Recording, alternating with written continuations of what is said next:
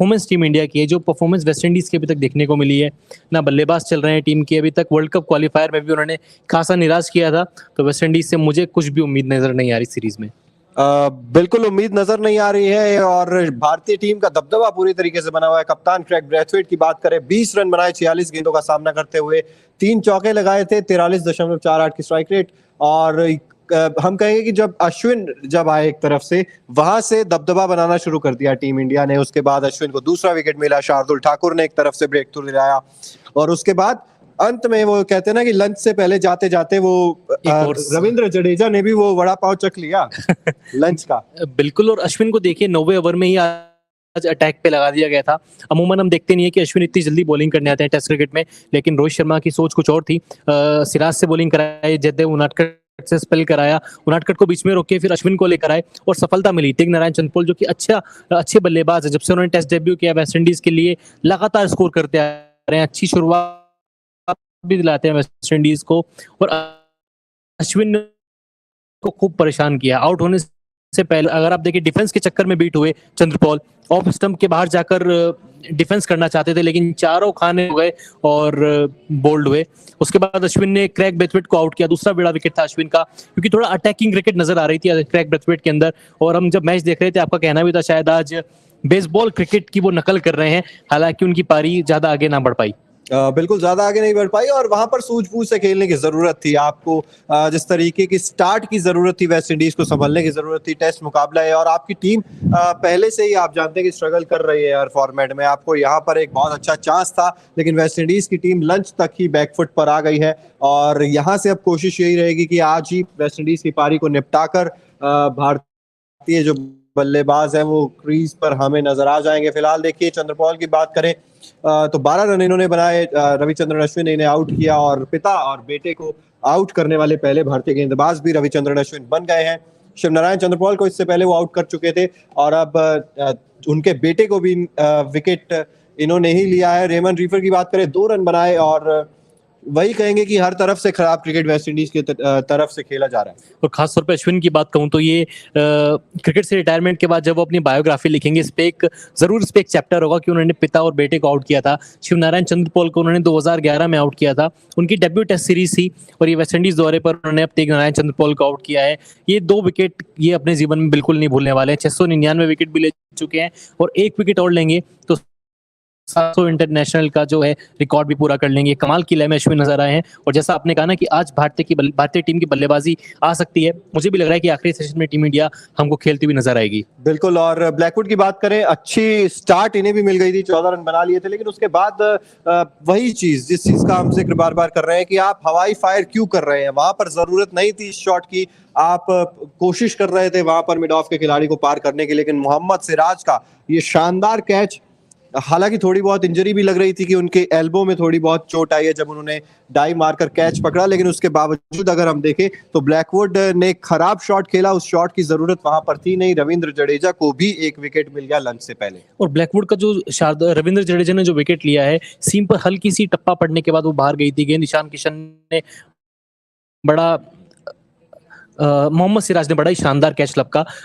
कहना पड़ेगा यहाँ पे, जिस तरह की अश्विन की गेंदबाजी रही, रविंद्र जडेजा की गेंदबाजी रही, एक भी साझेदारी अभी तक वेस्ट इंडीज की ओर से देखने को नहीं मिली है। टेस्ट क्रिकेट में चिराग क्या होता है, टेस्ट पार्टनरशिप आपके लिए बहुत अहम रखती है। आपको पहला ही दिन था, आज तो मैच शुरू हुआ है, पहला ही सत्र था, आपको चाहिए था एक अच्छा शुरुआत आप के बल्लेबाज प्रोवाइड कराएं टीम को, लेकिन अटैकिंग क्रिकेट के चक्कर में नजर आए, अपने विकेट गवाते नजर आए। चाहे वो कप्तान की बात करें, चंद्रपॉल की बात करें, रिफर की बात करें या फिर ब्लैकवुड की बात करें। ब्लैकवुड भी इस टीम के अनुभवी बल्लेबाज है। बिल्कुल अनुभवी बल्लेबाज है और वहां पर एक खराब शॉट जिस तरीके से हम बता रहे हैं। गेंदबाजी की बात करें तो अभी तक लंच तक 10 ओवर अश्विन ने किया, 25 रन देकर 2 विकेट इन्होंने हासिल किए हैं। वहीं शार्दुल ठाकुर को भी 1 विकेट मिला 3 ओवर में 7 रन देकर।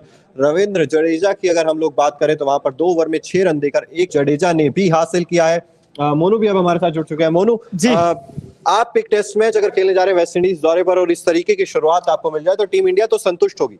बिल्कुल संतुष्ट होगी और वेस्ट इंडीज ने फाइट बैक दिखाई नहीं और ना वो इंटेंट दिखा, ना वो एप्लीकेशंस दिखे और आते एक के बाद एक आउट होते चले गए।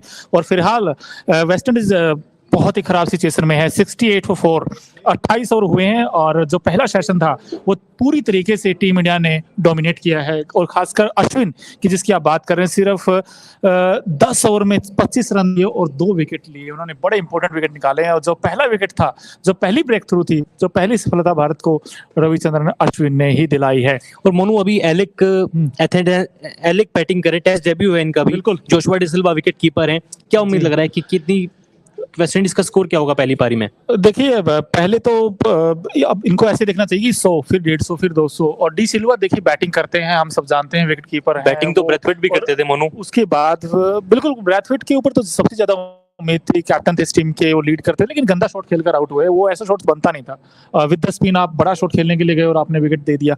और उनको स्टार्ट मिला था, जब आपको स्टार्ट मिल जाता है उसके बाद आप विकेट खोते हो, तो आई थिंक वो चीज लगता है। देखिए 20 रन बनाए उन्होंने, स्टार्ट मिला था उनको, लेकिन वही एक बड़ा शॉट खेलकर वो आउट हुए। और चिराग जी से मेरा सवाल है कि अब कब तक और कहां तक ये सर्वाइव कर पाएंगे?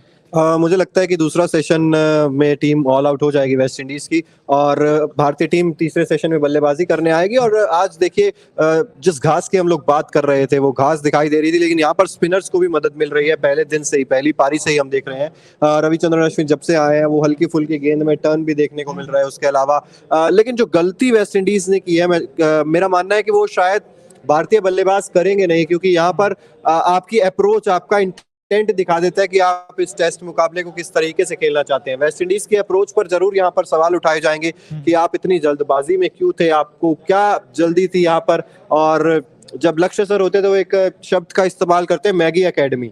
तो ये मैगी एकेडमी वाले थे, सबकी मैगी गैस पर रखी हुई थी और सब अपना वापस जा रहे थे एक के बाद एक। बिल्कुल। और इस टीम में मेरे ख्याल से आज में खली भी है रोस्टन चेज की, क्योंकि वो यही सवाल मैं आपसे मोनू करने वाला था, क्योंकि रोस्टन चेज, ग्रेग ब्रैथवेट के बाद इस टीम में बैटिंग लाइनअप की अगर हम बात करते हैं तो रोस्टन चेज के पास सबसे अधिक अनुभव है। वो बल्ले मतलब क्रीज पे समय बिताने वाले खिलाड़ी हैं, उनको ड्रॉप किया गया। आप कह सकते हैं कि वर्ल्ड कप क्वालिफायर में परफॉर्मेंस अच्छा नहीं था, लेकिन वनडे फॉर्मेट, टेस्ट फॉर्मेट दोनों में काफी अंतर है। और रोस्टन चेज जैसे खिलाड़ी को, जो बाद में स्पिन से भी टीम के लिए किफायती साबित हो सकते थे, विकेट ले सकते थे, उनको बाहर करना वेस्ट इंडीज को भारी पड़ रहा है। बिल्कुल भारी पड़ रहा है, क्योंकि रोस्टन चेज देखिए वो गेम चलाना जानते हैं और उनमें वो आर्ट है, जिस तरीके से विकेट को रीड करते हैं, गेम लंबी लंबी पारियां खेलते हैं। रोस्टन चेज का ना होना इस टीम के लिए मेरे ख्याल सबसे बड़ा सेटबैक है। लेकिन टॉस जीतकर पहले बल्लेबाजी करना, क्या ये फैसला सही था? देखिए मेरे हिसाब से तो फैसला तो सही है मोनू। देखिए क्योंकि यहाँ से पिच खराब होती जाएगी, आपको चौथी पारी में भारतीय टीम को बल्लेबाजी करनी है। हालांकि वो बल्लेबाजी करनी पड़ेगी या नहीं करनी पड़ेगी वो एक अलग मामला है अभी यहाँ पर, क्योंकि वेस्ट इंडीज की टीम जिस तरह, आपको क्या लग रहा है, इनफैक्ट दोबारा बल्लेबाजी करनी पड़ेगी टीम इंडिया को? बिल्कुल। द फैक्ट इज कि इंडिया के जो टॉप ऑर्डर उन्होंने रन नहीं बनाए थे WTC फाइनल में, और वेस्ट इंडीज की जो इस वक्त ताकत है वो उनकी बॉलिंग है। तो आपको लगता है कि यार ये डिसीजन थोड़ा, अगर बॉलिंग करते पहले जैसे इंडिया का, ताकत तेज गेंदबाजी है मोनू यहाँ पर। और अगर आप देखेंगे तो तेज गेंदबाजों को मदद जरूर मिल रही है, लेकिन यहाँ पर विकेट स्पिनर्स ने झटका है। तो आप अगर देखेंगे वहां पर तो भारतीय बल्लेबाजों को उतनी ज्यादा मुश्किल होगी नहीं।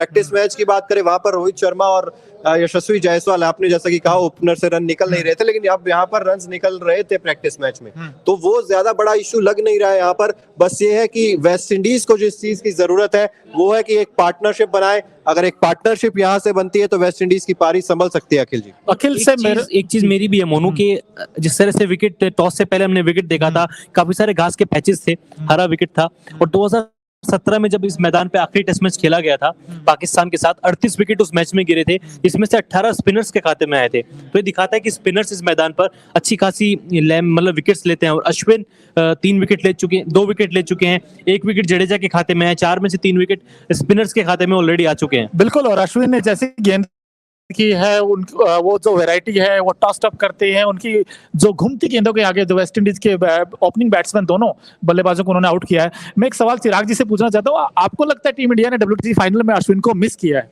बिल्कुल मिस किया। देखिए उन्होंने तो प्रूव कर दिया ना अब यहाँ पर आकर। आप 9वें ओवर में अश्विन से गेंदबाजी करवा रहे हैं, वो आते ही आपको विकेट्स भी चटका कर दे रहे हैं, और जिस तरीके की मतलब प्रेशर क्रिएट करते हैं ना एक बल्लेबाजों के ऊपर, वो चीज जरूरी थी वहां पर। और हमने देखा अश्विन की कमी, जो आगे की जैसे जैसे टेस्ट मैच बीतता जाएगा वैसे वैसे अश्विन आपको और धारदार और ज्यादा पावर इफेक्टिव होते हुए नजर आएंगे।